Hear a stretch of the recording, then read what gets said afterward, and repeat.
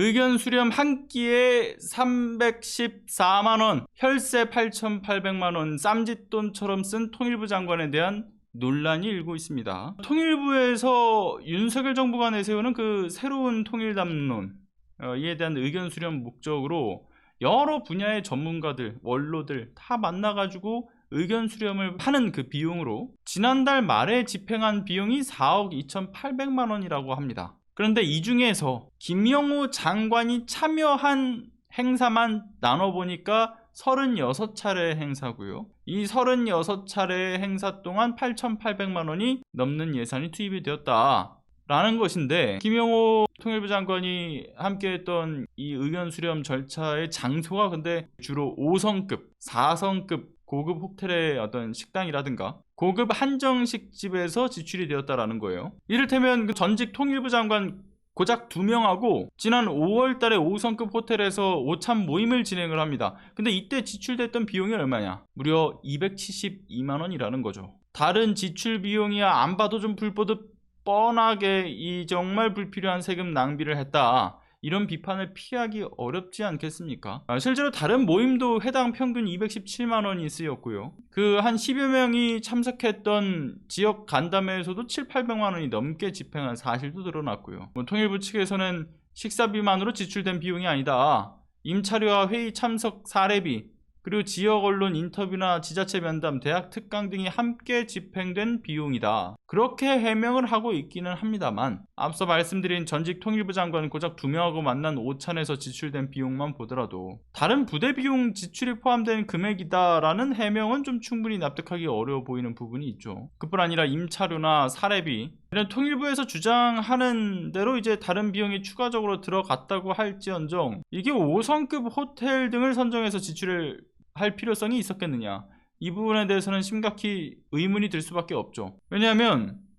이를테면 지난해 8월에 이제 김영호 통일부 장관이 취임하고 난 첫 일정으로 해서 납북자, 억류자, 그리고 국군 포로 관련 단체장과 가족분들을 모실 때는 집무실로 초대를 했고요. 그리고 지난 1월에도 그 북한 이탈 주민의 날 제정과 관련한 의견을 수렴하는 그 과정에서 탈북민 단체장 12명을 만났을 때 뭐 청사에서 만나지 않았습니까? 그러니까 이런 점들을 고려해 보게 되면 이 차별적인 대우, 누가 봐도 형평성에서 어긋나 보이지 않냐는 거죠. 상식 수준을 또 크게 벗어난 지출이기도 하고요. 무엇보다 국민의 세금으로 운영되는 정부 부처에서 이런 호화스러운 환경에서 식사를 하면서 업무를 진행한다라는 것, 공직자의 기본 자세와 운영 문제의 결함에 심각한 의문을 지적하지 않을 수가 없다라고 봅니다. 그리고 이미 진직의 김영호 통일부 장관 임명 과정에서 제기되었던 논란만 보더라도 정말 끼리끼리인 만큼 이 국민 혈세는 물론이고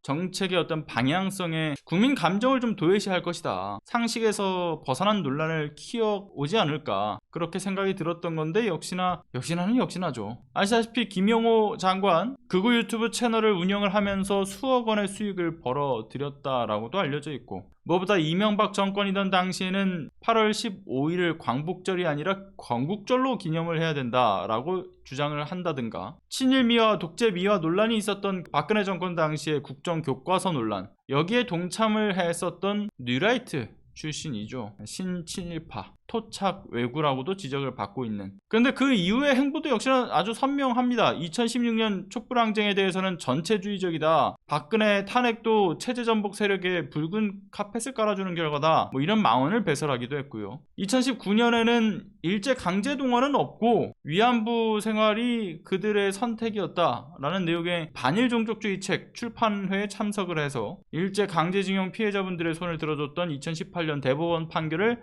부정하는 망언을 배설한 바도 있었죠. 역시나 극우 유튜버, 더 정확하게는 토착 외구다운 수준의 그 면모까지 그대로 드러내왔던 사람이지 않습니까? 사람이라고 말하기도 싫네요. 아무튼 그 밖에도 극단적인 어떤 반북 의식을 드러내면서 화해와 협력을 기본으로 해야 할 통일부 장관이라는 사람이 남북 대결주의를 주장하는 발언을 끊임없이 뱉어오면서 흡수 통일을 언급하기도 했던 그 과거 발언들이 조명되기도 했고요. 이는 헌법 제66조 3항에 따라서 대통령은 조국의 평화적 통일을 위한 성실한 의무를 지닌다. 이런 규정도 역시나 위반했던 아주 위헌적인 임명이었던 인사. 결국 통일부 장관, 사실 어찌 보면은 예상했던 대로의 부분들, 문제점들이 터져 나올 거라고 생각했던 건데 역시나 가장 기본적인 부분에서부터 잡음이 나오는 거죠. 의견 수렴이 아니라 그저 자신이 아는 사람들을 불러다가 자기의 어떤 권위를 보여주고 5성급 호텔에서 또는 사적인 회포를 푸는 자리쯤으로 여기고 있던 것은 아닌가, 이도 심히 의심스럽다라고 봅니다. 그렇기 때문에 참석자 명단과 더불어서 이 적절한 의견 수렴 절차가 이뤄진 것은 과연 맞는가, 이에 대한 조사도 필요한 소식이지 않나 싶습니다.